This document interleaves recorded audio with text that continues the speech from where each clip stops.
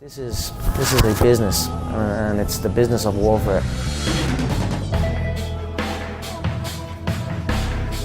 They're selling y'all wolf tickets, people. You're eating them right up. Welcome back. You are locked in with Gogopoda. Don't sleep, because this is the official UFC 310 preview episode. I am Trav, hosting and West Coasting as always, joined by my friend. And as you can see, it's only a two-banger on this one. So it's just Stephen and myself, Mr. Stephen Cox. How are you on this lovely Wednesday before UFC 310? I'm doing all right. Looking forward to the fight. Really strong undercards. Too bad Bilal didn't make it because of his foot. Man, another foot injury stopping an otherwise amazing card. But besides that, even with Bilal gone, really solid fights leading up to the main event. Yeah. Great main card, even though on paper and by name value, the main event might be lacking a little bit. You mentioned Bilal fell out. He was supposed to be that main event. I think we might have even got a better fight in the Ian Garry and Shavkat Rakhmonov fight. Maybe one that I'm more excited to see myself, but we will get into all of that, Stefan. I can see you ready to fire off already. So I won't waste much more time until we can empty that clip. Just make sure you go follow us on social media at Gogopoda UFC. Same handle is the YouTube channel. That is where our bread is made. So please subscribe. Please leave a comment. Please like anything that you see, because we like interacting with the people, and all that stuff does go a long way for the algorithm and people getting their eyes on the Gogopoda program. But yeah, Stefan, this we kind of touched on it a little bit, but this has been kind of an interesting path to get to this card, right? We had that Bilal versus Shavkat main event that looked awesome, and like not selling that short by saying that Garry and Shavkat to me is a more exciting fight. The Bilal and Shavkat had its own interesting dynamics as well, but here we are now with Kai Asakura and Alexandre Pantoja as the main event, and then Ian Garry and Shavkat Rakhmonov. So vibes on this card. You mentioned that you liked it from top to bottom. I see name value from top to bottom in this card. Do you think this card over delivers versus that newfound perception with this main event? Or do you think that maybe there is ability for some under delivery for those people who might be dogging it? I think, let's be real, the main event could have been a stinker with Bilal. Like, if Bilal and Shavkat really went through, we have no idea how that would have went. So, like Trav said, the Machado Shavkat probably might be a more exciting fight on paper, but I think this card is a little bit underrated right now. Seriously underrated. I think it might over deliver just based off the lineup, bro. Just a lot of the styles that we have going forward on this card. Like, you see a lot of guys that like to throw down and are exciting. So there's only 1-2 fights that are just like, and that's like, we'll get into those, which ones I think does those. But yeah, so far, solid card, honestly. Yeah, there are, like you said, lots of stand and bang opportunities, and we like that, obviously, as fight fans. But let's get into it. Not wasting any more time. This is a two-man pod, so maybe a little bit quicker than a normal Gogopoda episode, but hopefully you enjoy it. Going to talk about this main event here. Kai Asakura is debuting in the UFC. He's 21-4, 13 knockouts, 3 submissions, and 5 decision wins, coming from Ryzen, former champ there, facing Alexandre Pantoja, the flyweight champion, taking a big, for me, he's taken kind of a big babyface turn in the last few years. He was a guy I didn't really like in the past, as climbing on the backpack, subbing guys out right away. But I think as his path has traveled towards getting the title, the way we've seen him be in some actual dog fights now and gotten to know his personality a little bit better, I really, really like Alexandre Pantoja. I think he's a little destroyer in the flyweight division, and I'm interested to see this one play out. Kai Asakura is a plus 220 dog right now, Stefan, and Pantoja is a minus 270 favorite. So what do you think? Like, newcomer to the UFC coming in against an established champion, what do you think the chances are that Asakura actually can strip that belt away and take it home in his first ever fight in the UFC, which is another storyline in its own? Well, we counted one of Pantoja's opponents out really badly for, like, what was it, his last fight against Steve Erceg. We really thought that Steve Erceg had nothing for him, and Kai Asakura could be that same thing again. And we see a lot of fighters who tend to fight to the level of their opponents. What if Pantoja is one of those type of guys, and he fights Asakura's fight. Because one thing I noticed about Pantoja is he loves to just plant in the middle of the octagon and throw. And I'm not saying that he's bad with game plans or anything like that, but he really likes to stand and trade. And standing and trading with someone like Kai Asakura, who's almost just like a walking buzzsaw. He honestly is a flyweight Vanderlei Silva. The way he Like go, he's just a buzzsaw tornado. He loves to fight wild, a lot of hooks thrown, the really high offense, low defense, knees to grounded opponents as well. He really is a mini axe murderer. So Alexander could get caught slipping for all we know, because again, Kai has no UFC experience, like none whatsoever. So what if he underestimates him? And Kai certainly has a puncher's chance as well. Combined with the fact that Pantoja sometimes doesn't have the greatest movement inside the cage, maybe he lands something big, and all of a sudden Kai goes to the ground, and we see what happens there.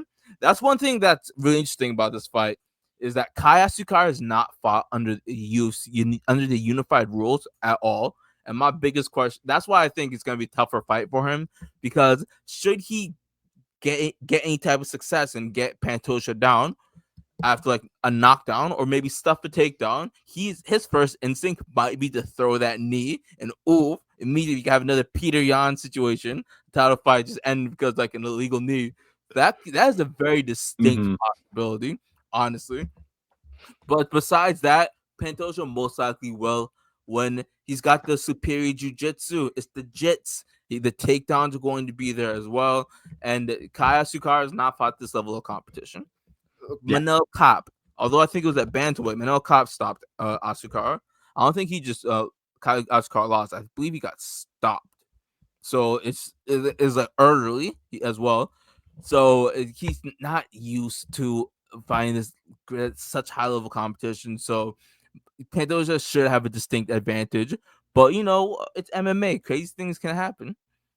Yeah, can they ever? And I think it's interesting that you talked about the puncher's chance there, because I think that's pretty much what he's got aside. But I think he's got more than just a punch to give him a chance, if that makes sense, because you mentioned a lot of that stuff too. Another one of his first instincts when a guy goes down is just to throw this wild soccer kick where he just spins around, puts himself in awful positions. So, I mean, if we see one of those, it'd be fantastic. Hopefully it doesn't land, because then that means you get a disqualification. But if we see him miss a spinning soccer kick to a downed Alexandre Pantoja, I'm going to go wild in my living room. But I think where the puncher's chance lies is in the fact that I think Asakura is going to have a bit of reach on Pantoja. And like you said, Pantoja has not been a stranger to standing and banging with people as of late. And it's gone in his favor, but there might come a time that it doesn't, right? And if we look at his last few fights, they have been absolute wars for Pantoja. So I wonder if some of that attrition might be coming to him. Not like we saw him getting knocked out brutally or anything like that, but those wars definitely take a piece out of you and potentially make it so you don't have that piece left when you go back into battle. So I think Asakura could potentially win in some of those exchanges, potentially with some of his reach, as well as some jumping knees to the body. We see in some of the highlights from his past fights that in close, when a guy's coming into him, sometimes he'll jump and throw those knees to the body. And I've seen at least 2 guys get knocked down and stopped basically from it.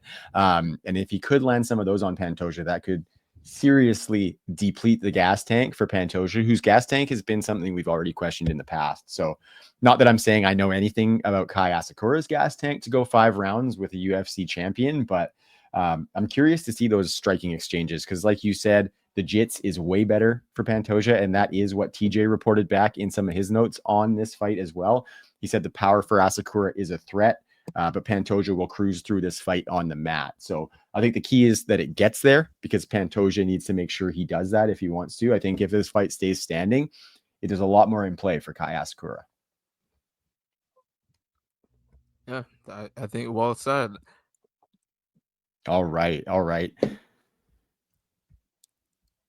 But Stephen, before we move off of this, I just kind of want to talk about Pantoja in the Pantheon first, because I think it's interesting. Obviously, the flyweights never get their just due compared to these higher weights. But looking in the pound for pound discussion, I believe Pantoja hovers in that kind of 8 to 10 range right now. I'm wondering with you, like with Pantoja's versatile skill set and kind of what he's done over the past couple of years, do you think he might be a little bit undersold in that conversation just because of his size? Or do you think it's warranted that he gets a little bit undersold because some of the defensive deficiencies, gas tank, et cetera, et cetera? I don't. That's a good question. I think he's rated well where he's at right now, only because he's beaten a lot of the same names already. Yeah, he's cleaned out division, so they have to like go overseas to find like contenders for him. But it's not like he hasn't lost to Figueroa already. It's not like he hasn't lost to Askarov, and he's only on a 6-fight win streak. He's defended twice though, which is like very good. But one of his defenses against Erseg, and I don't think that necessarily says a lot about his skill, especially when people thought that Erseg could have won that fight. I think they might have thought size 2-2 going into the fifth, and then people thought Erseg gave up the fifth round with an ill-advised takedown, if I remember correctly. Yeah. But either way, it's a fight being that close, and Erseg is barely in the division. I don't know if that makes Erseg very good or if that makes Pantoja a little bit worse. But then again, Erseg just got starched in his most recent fight. So I think Pantoja, we have to wait a little bit more before he rises up in the rankings. And honestly, wins against people like Asakura aren't going to do it. For sure. For sure. No, I think that's really well put. And I think he's right around where he belongs as well, just because, there's only so far a flyweight could rise up those rankings with all of the killers in some of these higher weight divisions for sure. So getting into that co-main, Stephen, I said as we let off the show that I really think that this is a much more exciting fight. And you conceded that Bilal Shavkat fight did have an avenue to become a snoozer. So what are you thinking about this? Would you rather be seeing Bilal Shavkat in the main event for the title right now? Or do you think this is a good fight to be able to shake out some of those guys that are contending and maybe eliminate one of those contenders from the list for Bilal? Well, you speak on the subject of eliminating contenders. This is something that UFC hates doing. They generally do not like placing two undefeated prospects against each other for good reason, because then you're killing one hype train immediately, but just to prop up the next. In regards to, I have mixed feelings about the fight Bilal being rescheduled, because Shavkat, he's never in a boring fight. And when you have a very exciting fighter, you put him in there with a fighter who isn't the most exciting. That exciting fighter generally brings him to the level of excitement. Like DDP and Strickland is a perfect example. Strickland is, people call him a jab merchant. I got jabs for sale. You get a jab. You get a jab. Everybody gets jabbed up. Like, for real, Shaw puts that jab in everybody, but that jab does not stop people. And people have criticized him in the past for not being the most exciting. When he fought DDP, that was a great fight, So Shavkat can maybe force Bilal to be exciting. If Shavkat can stop the takedown, then that fight's going to be exciting, because Bilal, he likes to throw, and Bilal's wrestling opens up strikes, so that's why he can land more. But that's why it could be exciting. Or Shavkat cannot stop takedown for his life, and it's just like 5 rounds of Bilal doing what he did to Leon. But I have similar feelings about Gary and Shavkat, because Gary could because Ian Gary's interesting. When he thinks he's better than his opponent, he will go to war with you. He has no problem staying in the pocket and then crisp strikes, stopping people. Zero qualms with that. But if he sees his opponent as very skilled, he jabs in circles, leg kick, jab, circle, like Neil Magny, Jeff Neal, MVP. Let's keep it. That was one of the worst fights I've seen in a while. That was MVP awful. versus Gary. Gary. It was not good. And no, MVP boring. was, yeah, for real. And MVP is at least trying to land some stuff, but that was a staring contest for a lot of it. So Gary could see Shavkat as that type of guy and try and avoid him. Shavkat's a taller individual for the division, so he might be able to get into range easier than someone like Jeff Neal could. And the thing about, but let's say Shavkat get into it and they both start trading punches, then this fight becomes very interesting.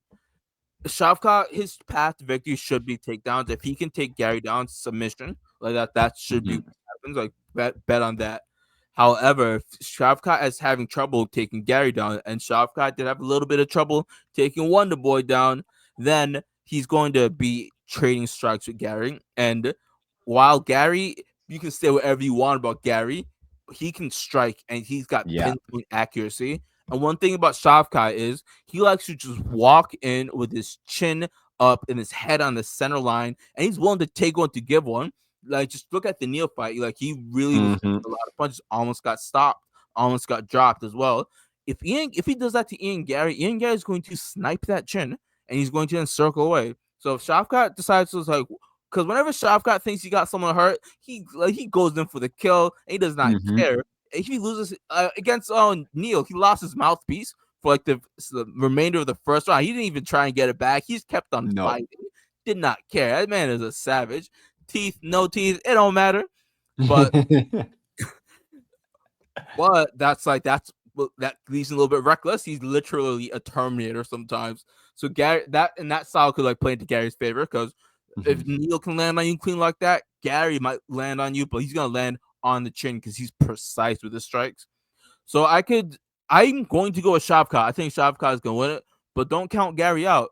Also, I think Shavkat allegedly submitted Garry in training. That's a big part of that as well. I heard some of that. Yeah, I heard some of that. And then you got the short notice aspect of it. Let's see where your card. Let's see how you start moving after you grapple for 2 rounds and you haven't been preparing properly. It might be a little bit tough for Garry. So that's why I think Shavkat should have a distinct advantage. Yeah, I think it's going to be curious to see because of all that work that Ian Garry's been doing with the team in Brazil at Shootbox too, right? Like, there's areas where it seems like he leans on his jits first, especially in that MVP fight. Of course, it was boring as hell, but when they were on the ground, he was leaning on his jiu-jitsu first as opposed to trying to strike with MVP while they were on the ground. And so that was an interesting thing to see. And so while I do obviously think Shavkat's the better grappler, I do wonder if Ian Garry is trying to throw up some attacks if he does go on the bottom and see how that goes and the scrambles that it could create, because I don't think we've seen a ton of Ian Garry's grappling in the UFC to the point where we can necessarily say that he's great or that he's bad. But I think this fight could showcase some of that. And we're really going to see, I think, what Ian Garry has as far as kind of a multiple skill set in the cage. So I'm excited to see it. I'm picking Shavkat still too, because I think he still has more ways to win. I think the way that he finds his submissions is just like so cerebral. And you think about a cobra slowly wrapping itself around somebody and then or a snake or whatever the hell it is. Boa constrictor, I think, is the snake that I'm looking for, wrapping itself around and starting to squeeze. I think about that with like the Jeff Neal submission, where it was the standing arm triangle, where he just kind of had him standing there in the against the cage, slowly kind of sunk it in and then just started to squeeze, and then it was over. Like, it was very, very cerebral. And I think that plays into one of the points that TJ made, is that that Shavkat Rakhmonov is a much better grappler than he is pure wrestler. And there is a difference, right? You don't see Shavkat taking double leg shots after double leg shots. There was definitely maybe a little bit of that against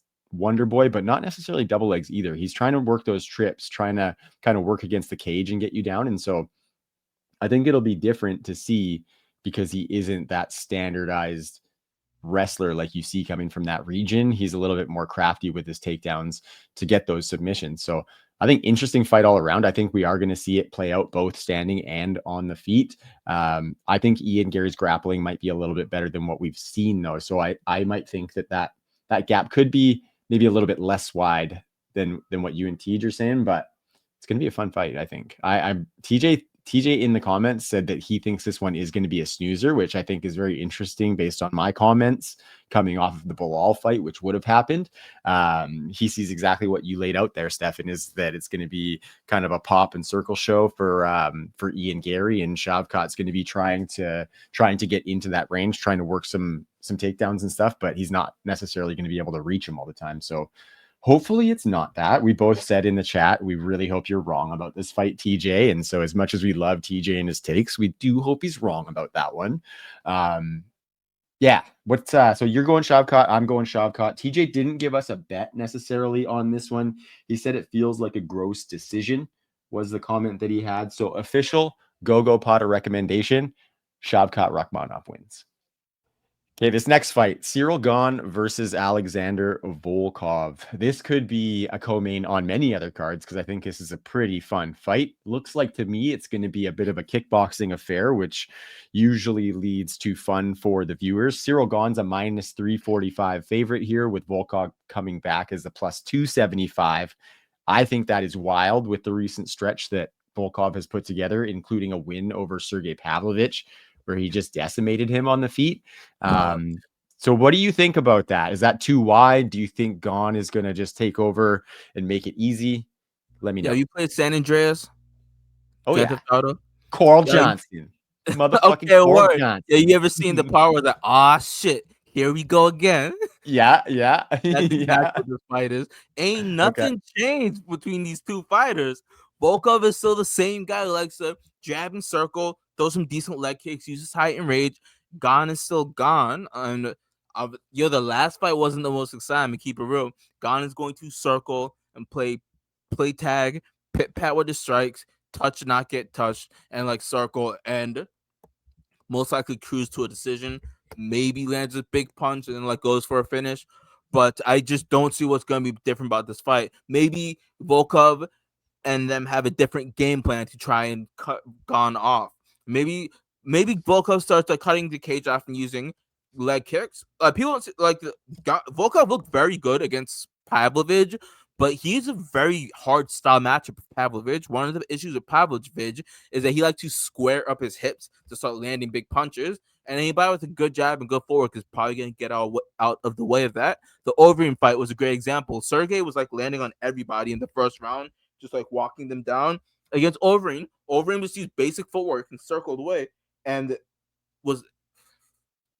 Sergey was not able to land on Overeem because that only lasted a round, but Sergey did nothing, and Sergey was starching people in the first round normally. So Sergey knows how to land a punch very quickly, but he couldn't when just matched up against basic traditional footwork. So Volkov looked great in the fight against Pavlovich, but like anybody will look good against Superman if they had kryptonite in their hands. You get what I'm saying?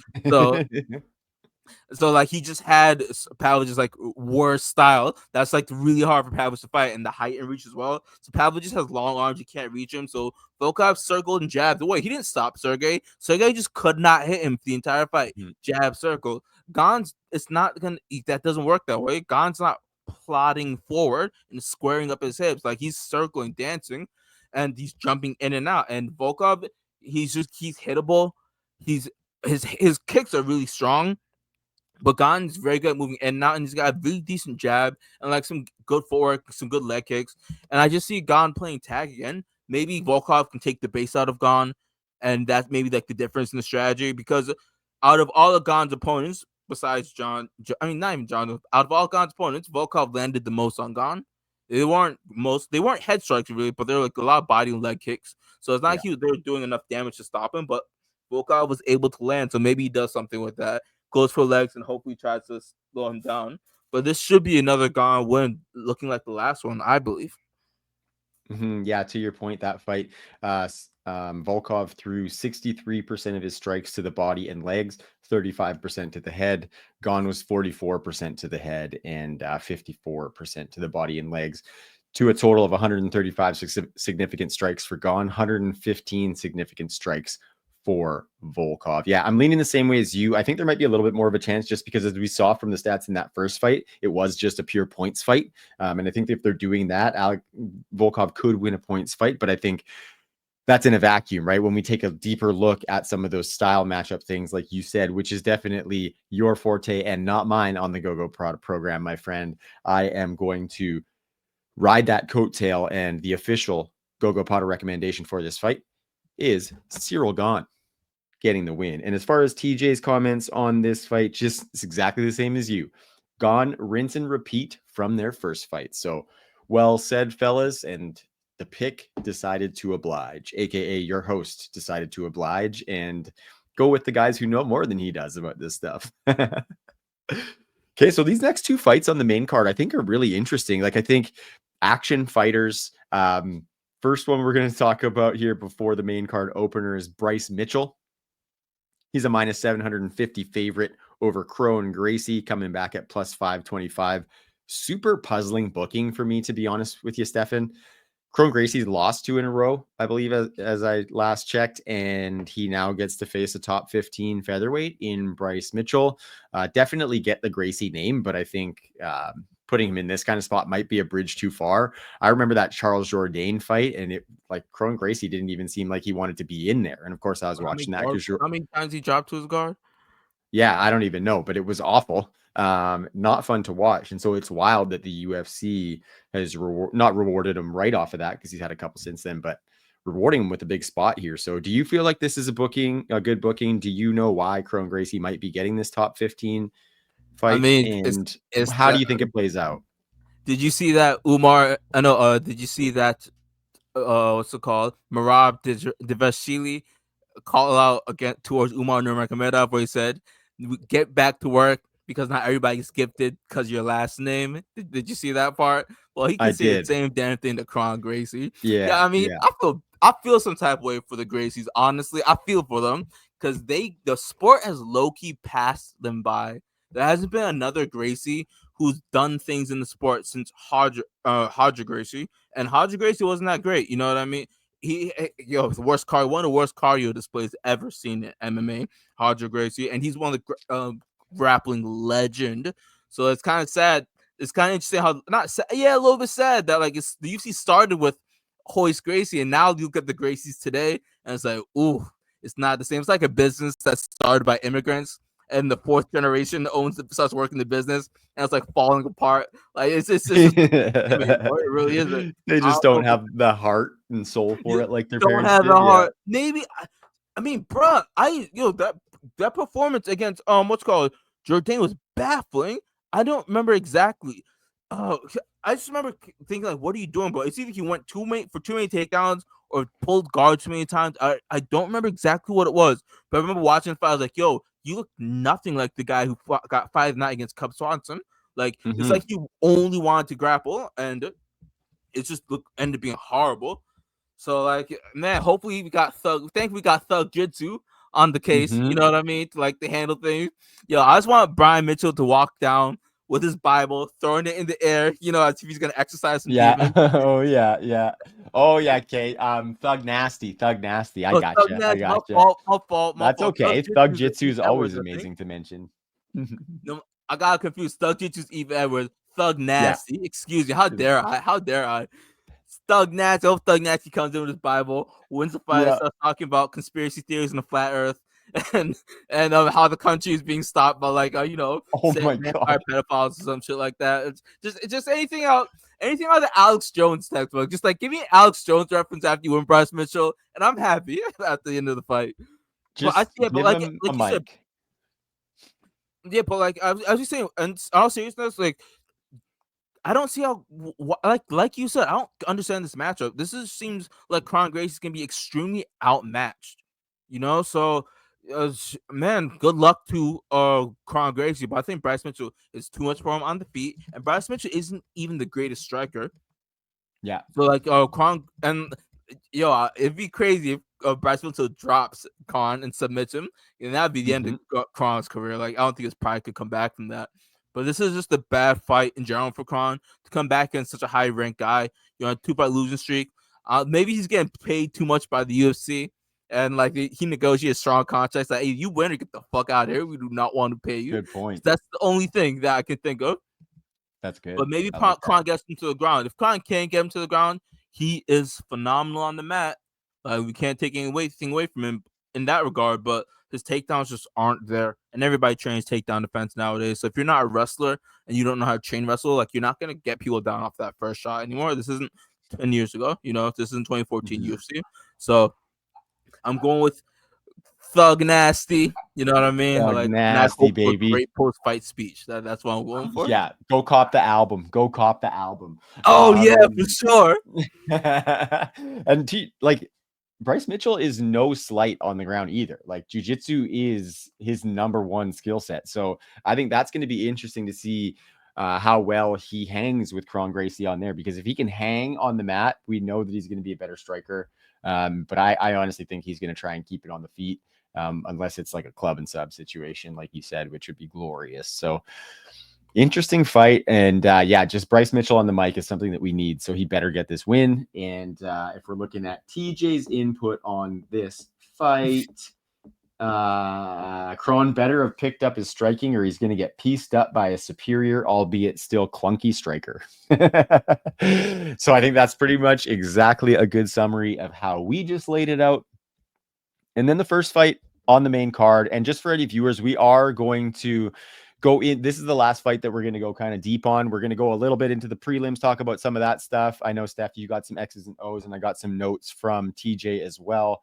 But as a two-banger, like I said, we might be a little bit quicker than previous shows. But opening the main card, I think if I look at the rest of this card, I think this is the perfect fight to choose to open the main card. Nate the Train Landwehr versus Duho Choi. Nate the Train's a minus 142 favorite. Choi comes back as a plus 120 dog. And Nate the Train's another guy that you just want to get him on the mic after a win because he is electric on the mic. And he's an all-action fighter. We've seen him in trouble a lot of times, and we've seen him get out of trouble and come back and win a couple times as well. So he is very fun to watch. And then Duho Choi, been around for a long time. Obviously, main way you would know him is that Cub Swanson fight that is now in the UFC Hall of Fame, been around for a long time. Do you think Choi is just kind of a stepping stone for Landwehr here, or do you think he might be live in this fight, Stefan? I think Choi could be live in this fight.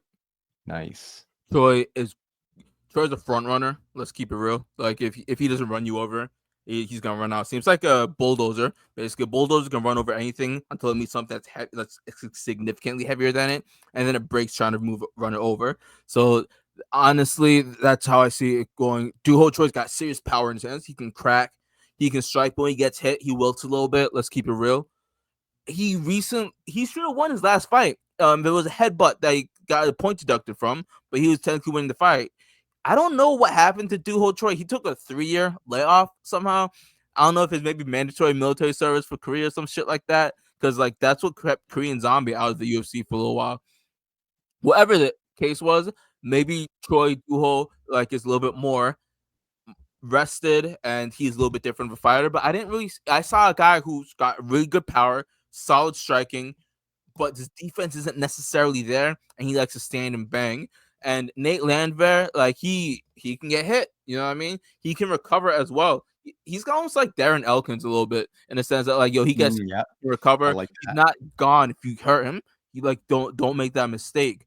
But Duho Choi hits super hard, so it really comes down to who's going to land, whether Duho Choi can get him out early or maybe front run the first 2 rounds.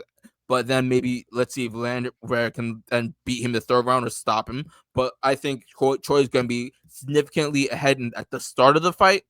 And then towards the end of the fight, Nate's going to get back in there. So it's going to be interesting to see whether or not like Choi. But that's an old dude. You know what I mean? Like maybe. Yeah. He went the full 3 rounds last fight. You know what I mean? So it's not. So maybe he's gotten a little bit better with that because 3 years, like he's got to pick up something new. You know what I mean? And he was a serious prospect before that, like great power. So I'm going to go with Choi. Actually, I'm thinking he can maybe land something. He's just a little bit crisper on the feet than Nate. Nate is like one of those guys that is just tough, like super tough, you know. And like he'll absorb one, and then his pace and it's just his tenacity will just wear on you. And it's like because a lot of times when you have big punches, they land like their best shot on you, and like this didn't put you away. Like they lose confidence, and then. That fighter who withstood that strike, they gain confidence and they notice when that happens. So it's I'm very excited for it. It's going to be exciting. These guys are going to throw down. No zero chance it's going to be boring. But I'm going with Choi. I like it. TJ had a similar sentiment actually. Choi is going to get hurt, or Choi is going to hurt Nate the Train early. Going to be one of those fun spots where Nate has a chance to rally back. He can't wait for it, and this is his pick for fight of the night. So with that said, your pick of Choi and the fact that TJ thinks that Choi is going to have the edge early, Duho Choi is the official Gogopoda recommendation. And if I was to have picked without chatting with you boys, I would have picked Nate the Train as well. So very nicely put, gentlemen. I love hearing the insights from you guys. I mean, this Nate is for sure in this fight. Even though I picked Choi, this is not guaranteed at all. That's the beauty about MMA. There's so many paths to victory that even if you can, there might be some oversight that we didn't realize that like, or maybe Troy's cardio isn't as great anymore, or maybe it's just something like because I don't know how their grappling is going to play. I don't know how good Troy's defensive wrestling compared to Nate. Maybe Nate can take advantage of it. I just haven't seen Nate's offensive wrestling like that. Yeah, but like who knows? Like he might just show up. But it's just that's why it's a good fight. Yeah, 100%. I think I would have probably picked this for fight of the night as well, but there are a bunch of good ones on the prelims as well, Stefan. So like I said, we might keep our thoughts on this one a little bit more high level if that's cool, but if you're down, we can fly into some of these prelims, my man. Yeah, for sure. All right. So the John's leftovers. Yeah, yeah, exactly. And that's who it is in the featured bout of the prelims, Dominic Reyes minus 340 against Anthony Smith at plus 270. What do you think? Is this a dominating win for the Dominator? Do you think Anthony Smith just needs to stop taking fights? Like, what's going on here with these guys? John's leftovers, as you described them. I mean, Anthony Smith hasn't really been displaying a lion heart, and Dominic Reyes has not really been dominating. I think whoever loses this fight has to lose their nickname, just has to change it completely. Like, just get it out of here. But in all seriousness, I think that if they both are quote unquote washed, and that's debatable because when you're fighting the best in the world, are you really washed? You know what I mean? Just not the best anymore. Yeah. I'm going to go with Reyes. Reyes has the height, speed, range, left hand. Anthony Smith is the shortest 6'4" I have ever seen in my life. I call some bullshit. That's one thing. When I look at the face off for this fight, I want to be paying close attention and seeing how their eyes line up because I don't believe for nothing that Smith is 6'4". Get the fuck out of here. No, he's stuffing his shoes. He's stuffing his shoes. Come on, he did not look Jones's height. I swear when he fought John looked distinctly taller than John's supposed to be 6'4". Get out of here. Even Ankalaev Rakic too. Oh, like they looked like they towered over him. Yeah. How tall is Rakic? I think he might be like 6'6", right? No, I think he's like 6'3" or something like that. Get out. I don't think he's that big. I'll look it up right now. Yeah, this is going to be an interesting fight, though. I think for me, like, I don't think it's going the distance, and I think Dominic Reyes is going to finish Anthony Smith. What we've seen in Smith's recent fights, he just doesn't have that line heart, like you said. It's almost no better way to explain it, right? Yeah, exactly. Yeah, not anymore. And he's just like he used to have it, but now Smith is weird at this weird point in his career where he's just standing in front of his opponent, looking for holes to exploit, and he just doesn't have that same explosive or same reaction time to capitalize on it. So he's ends up standing in front of his opponent, unable to pull the trigger because he knows he can't get there fast enough. And it just leads to like uninspired performances by him. And he will land one or two good strikes every now and again, but just not enough, and not accurate enough, not hard enough, not enough volume. So he'll land like small glancing blows that aren't the strongest, and then he won't keep on going. So at least Reyes, like, he's getting stopped out here, but at least he's not. It's not because he isn't trying. Like, for example, against that Yuri fight was crazy. You know what I mean? Like, they both are going out. Reyes almost stopped Yuri. Let's keep it 100. If it wasn't for Yuri's inhuman recovering abilities, like, Reyes might have stopped that. Against Jan, yeah, he got beat up by Jan. Against Ryan Spann, like, let's give him an out. Ryan Spann missed weight. It doesn't count. You know what I mean? I'm joking. Of course, it does count. He got stopped in the first round. But at least he bounced back with Jacoby. But at least what I don't see with Reyes is I don't see him standing and just not pulling the trigger. I see he's still trying to go for it. So that's why I think he's in a little bit better position than Smith. Smith is like he's trying to move and he can't. So that's why I think Reyes is going to be a little bit faster. Although, like, it's kind of crazy how Reyes is supposedly a newcomer. He's only had what 17 fights. He's 34 right now, you know. So like this is his last run. So I hope he wins it, and then maybe he can do something different. Yeah. And like, you know, once they do something different, as in like turn around losing weights, maybe you got like one last title run, give it the last shot. Shit. I mean, anything's possible in that division, right? So I think it's within the realm of otherwise, like, what are you fighting for? You know what I mean? Yeah. Because like he took a lot of damage. Like, if he keeps on losing like that, he should probably hang it up. Because he was like stopped 3 times in a row. You know what I mean? Like, that's pretty bad ones too. Pretty bad ones. Yeah, so I think that left hand's going to land for Dominic Reyes, and it's going to put Anthony Smith out. And I think Anthony Smith is actually the guy who we might never see again, because I think this probably is going to be his last fight. I used to watch like the little bit of the Believe You Me podcast with Anthony Smith and Bisping, and it's interesting to hear them kind of talk about Smith's career, and you can tell that he knows, like, he's telling himself that he's still got it, but you can almost tell when he's saying that he knows that he doesn't. You know what I mean? And so I think and it bears out in his fights, right? It bears out in his fights. So I think good on him. He's had a great career, but I don't think after this he should continue, because taking these losses after Dominic Reyes, it's going to be up and coming guys that we don't know just yet. And I don't think that's a good way to go out for Anthony Smith. He's done a lot of good things in the UFC. So yeah, that's going to be an interesting fight. It's definitely a good one where we should see a finish, in my opinion. This next one, Vicente Luque and Themba Gorimbo. Luque is a plus 130 dog to Gorimbo. I think this one's very interesting because it's a huge step up for Gorimbo, which is, to me, I don't necessarily understand the odds. When we took a look at TJ's comment in the chat, he definitely thinks that Gorimbo has an early advantage against the weathered fighter. But with that said, he thinks that Luque does have an avenue to find a choke, specifically a front choke.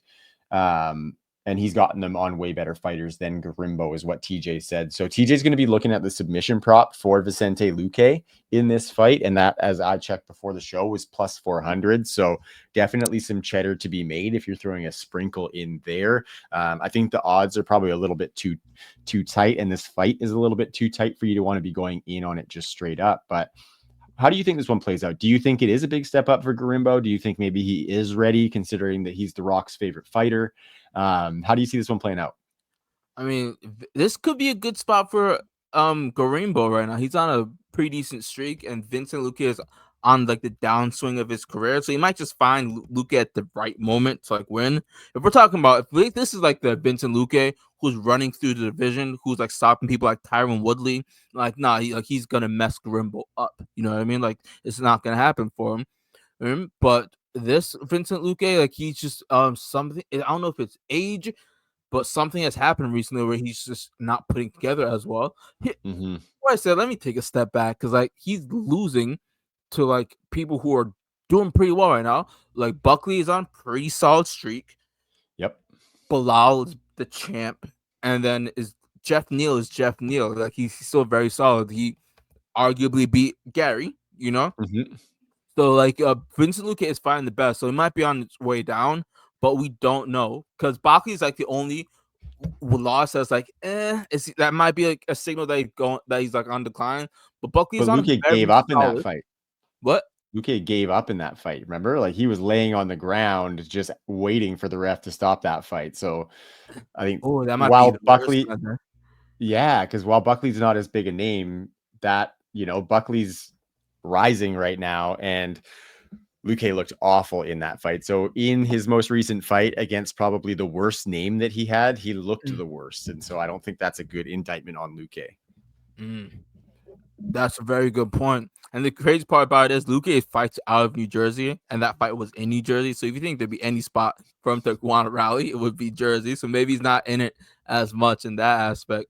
But if you still got the names he's losing to, it's not the worst people. Yeah. So Gorimbo isn't necessarily isn't as established. So it's not like it's not like it's not like he's the same level of competition as Luque has been fighting. Yeah, no.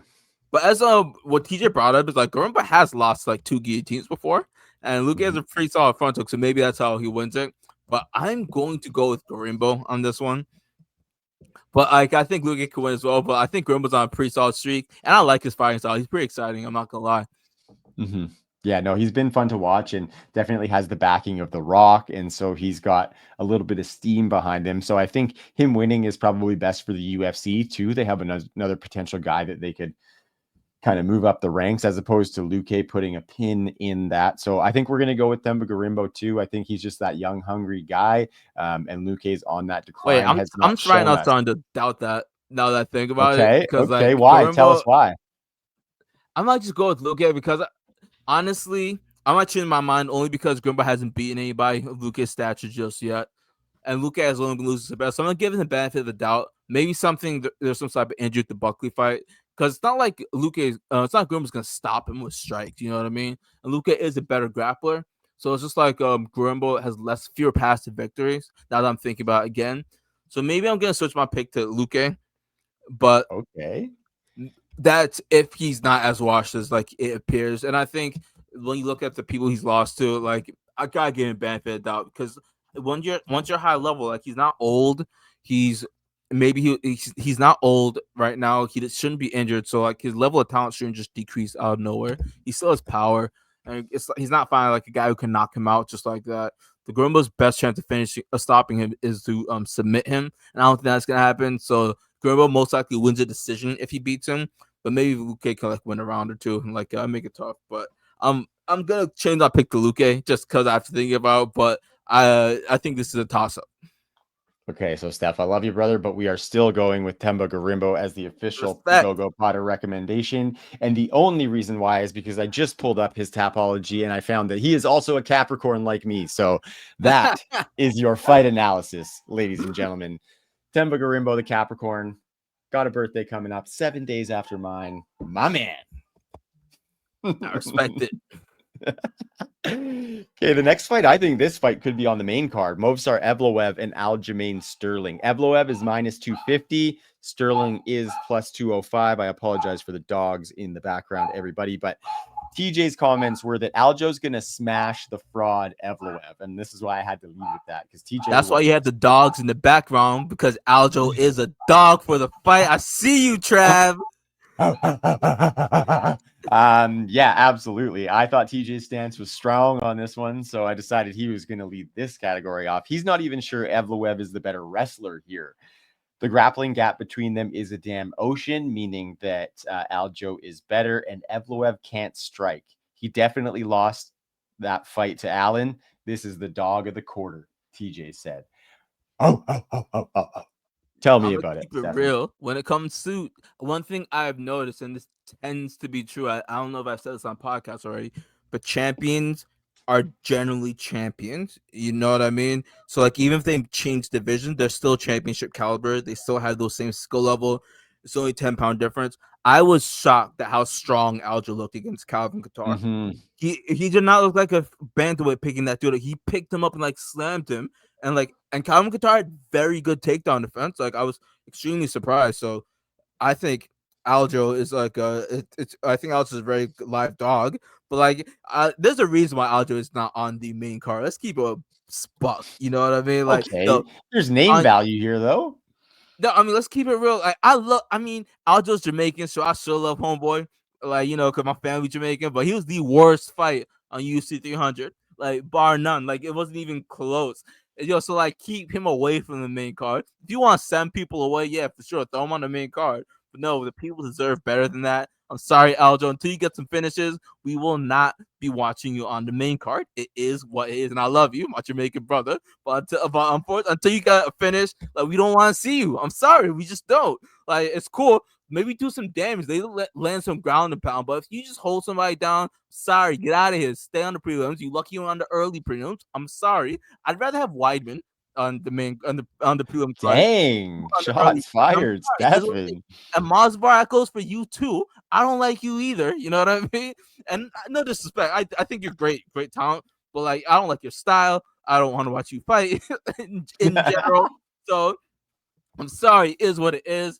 I'm not excited for this fight, but I think Aljamain should have is an underdog, and I think it's gonna be really interesting. I want to see if he can apply that same level of domination to a grappler at featherweight, because it's one thing to dominate a striker with your grappling, and maybe it's me doubting Aljamain Sterling again because I don't like his fighting style. But yeah, okay, you passed the test, you dominated a larger man, but he was a striker. Can you dominate a larger man that's a grappler? That's a little bit different. So we're gonna see there because Masvar has grappling instincts, and so it might be a smaller man trying to take down Mavzar. But I still am going with Sterling on this one. But hopefully Sterling proves me wrong, gets a finish, because Sterling was talking big. He was talking big, saying that, this fight, I'm going to show y'all why you made a mistake to put me on the prelims. We going to see, Sterling. We will see. Very well put. I love the personal address to Aljamain Sterling and Movsar Evloev. I hope they're watching because it was stern. And I'm with you. They need to pick it up. It's been interesting. Like I used to not like Aljo very much because I thought he was super cringy or whatever. But after all the hate he got, he kind of took a little turn for me where I kind of root for him now. He's got his Funk Harbor rum that he's put out and stuff like that. And definitely, you know me, like I hate a wrestler that only controls and doesn't damage. I cannot stand that. That's why I hate them all. Like the Marab and Sean O'Malley fight. That's why I hated that fight too. I hate to see a guy lose that way. You know what I mean? Yeah, But for yeah, I think example, this like one. it's not like we dislike grapplers because one of my favorite No. fights ever is Jake Shields versus Damian Maia, and there wasn't a finish in that fight, but there were so many transitions and grappling scrambles. They weren't just holding; they were constantly trying to advance position.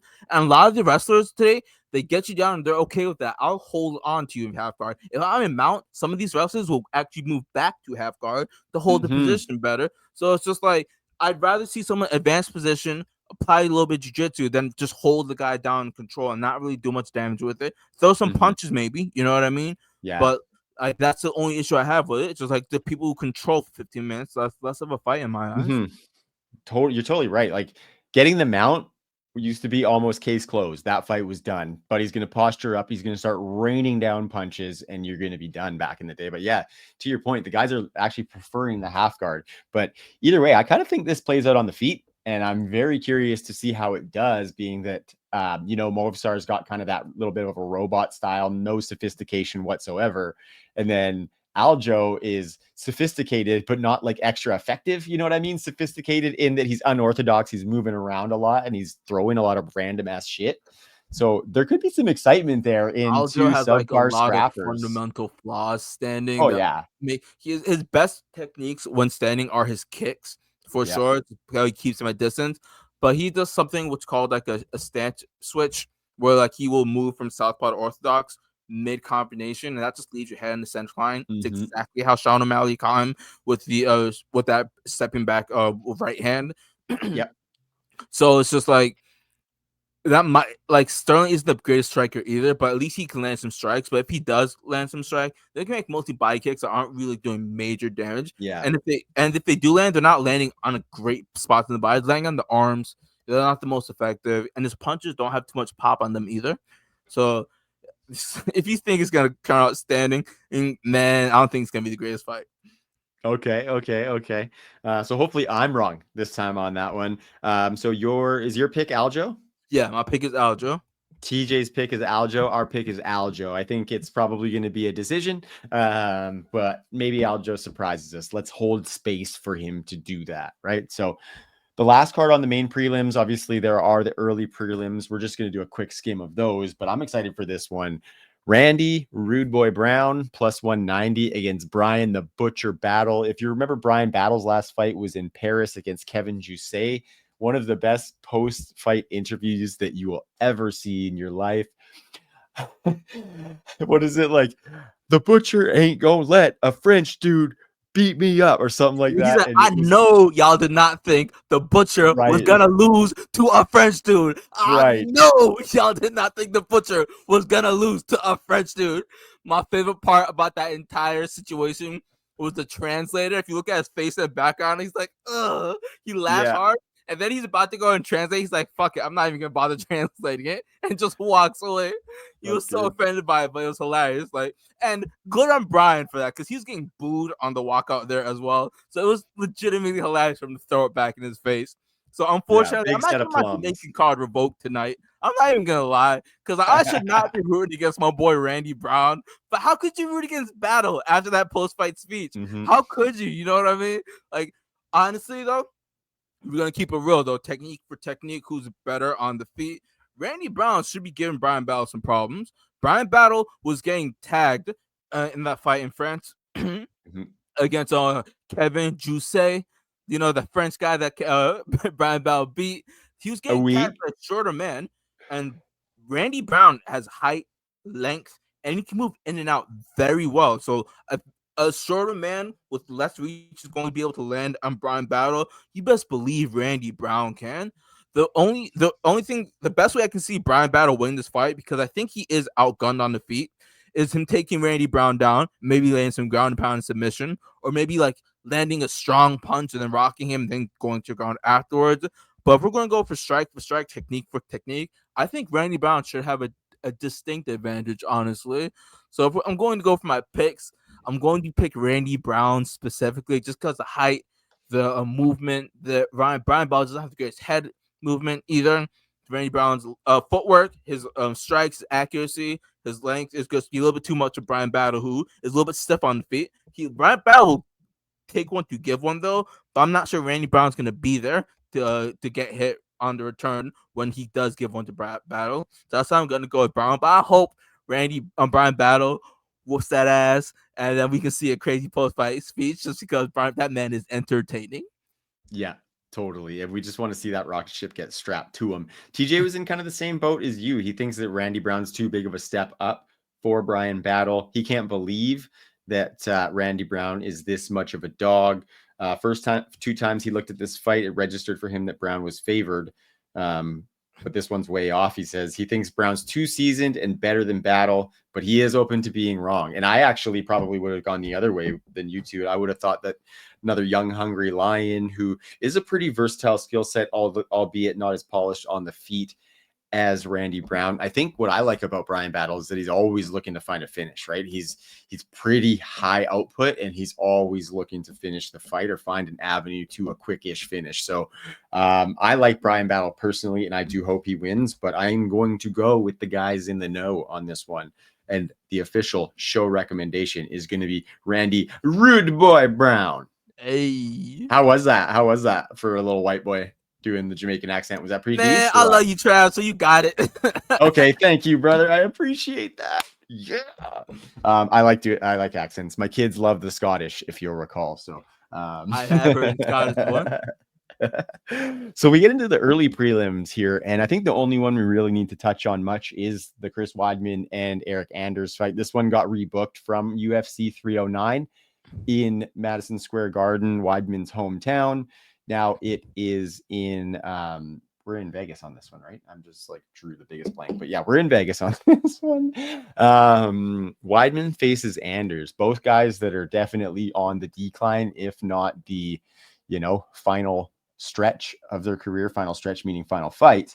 Weidman is the -115 favorite, and Anders is a +105 dog, but it's basically a pick 'em for these guys. So what do you think? How does this one go? Because I think, like, if I look at the fight, I think Anders might have a bit of a strength advantage, but that might be the only advantage I would really give him. Probably power, like the power in the striking, and then the strength to move Weidman around. But I think Weidman definitely has a better skill set to get the win in this one. What say you, Steph? Oh man, this is one. It's hard to pick because they both are just not who they used to be. Mm-hmm. You know what I mean? And man, they both have gone on like losing streaks before in their career. It's crazy how Weidman started out like at 13-0 or some shit like that, and now he's like 16-7. It's like it's crazy when you think about that. He's been getting stopped like a lot.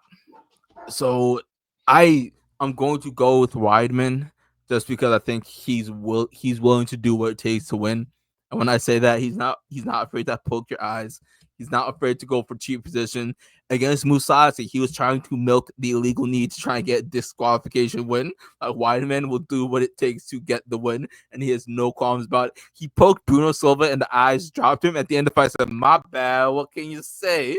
And yeah, Bruno poked him like 12 times. Yeah. Bruno Silva looked at him like, "Boy, are you serious? Like, you did not just try and say, oh, bygones be bygones."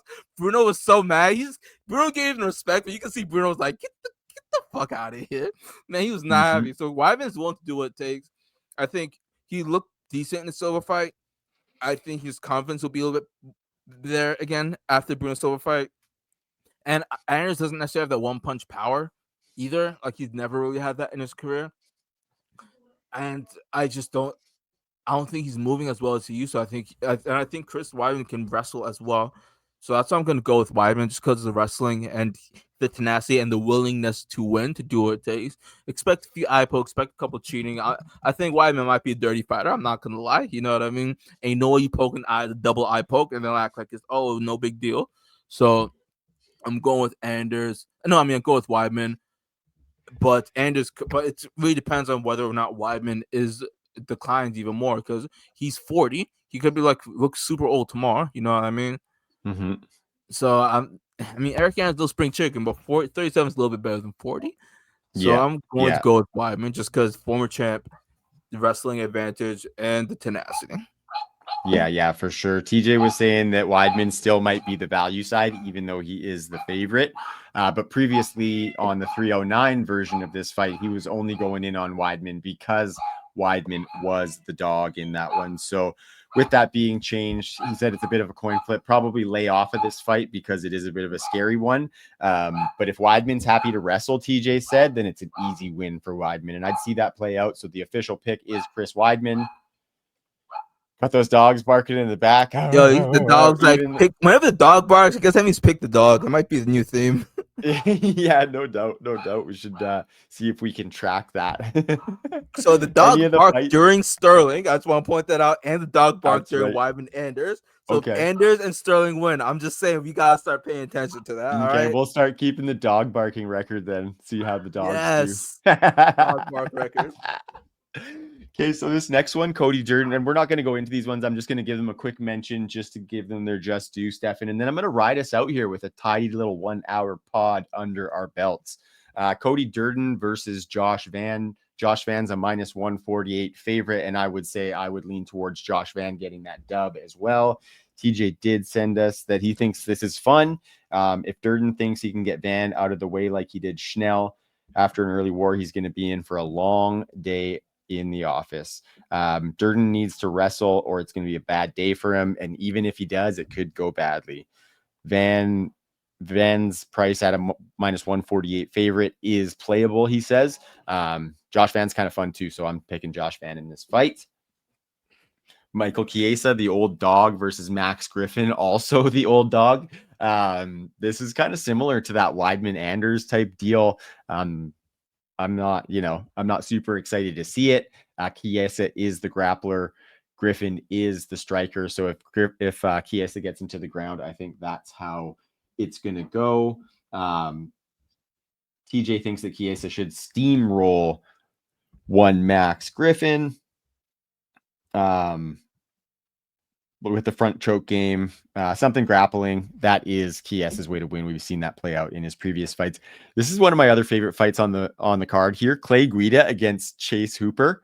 I just think that the age dichotomy is hilarious here, with Clay Guida being as old as the sport of MMA seemingly, and then Chase Hooper just coming into his own, building a little bit of striking on top of what used to be only a grappling skill set.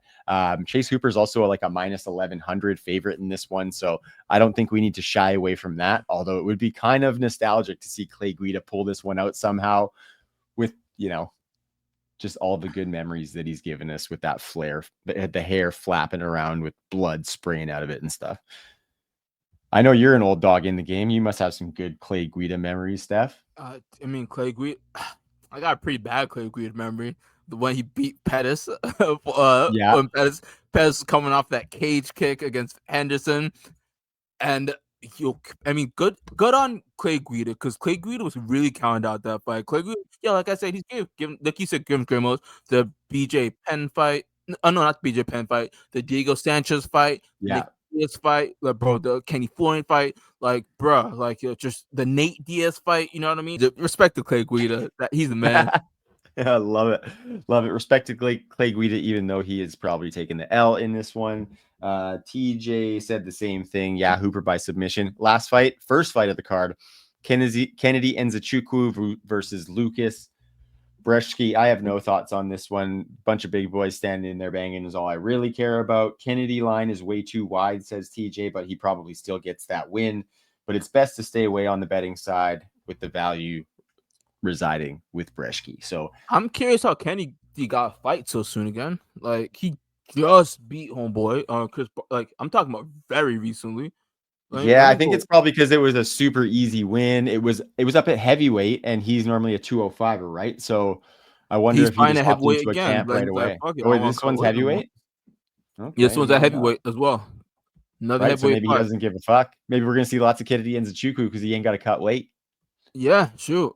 I think Kennedy is probably gonna win this fight.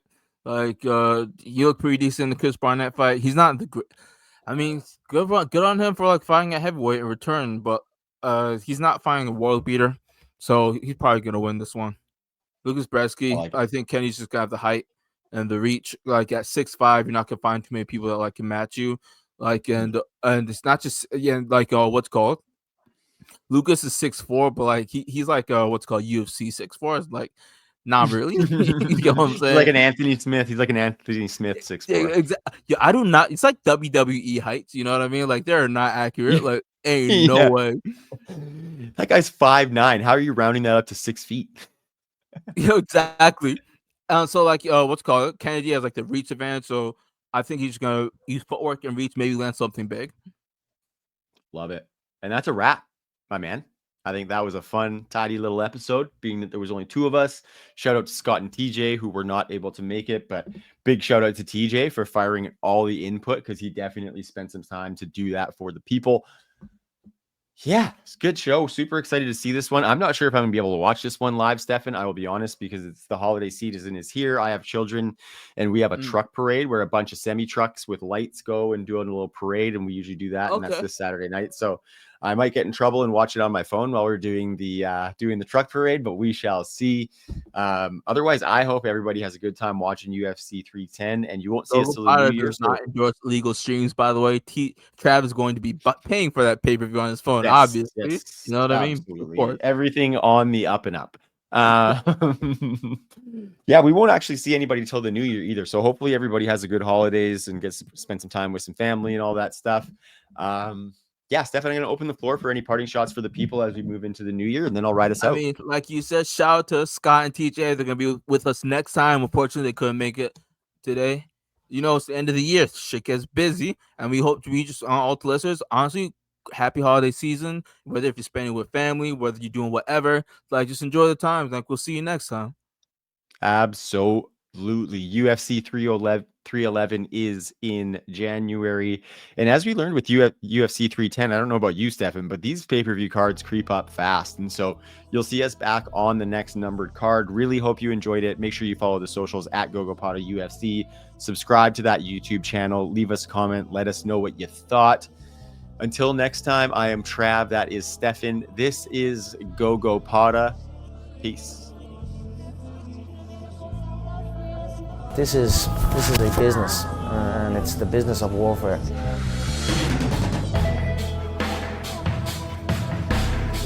They're selling y'all wolf tickets, people. You're eating them right up. Shit. Deu nothing. Shut your fucking mouth, you deu nothing. I'm not surprised, motherfuckers. Your game plan is go in there, hit them with some good shit, don't get hit, and come home with a pocket full of cash.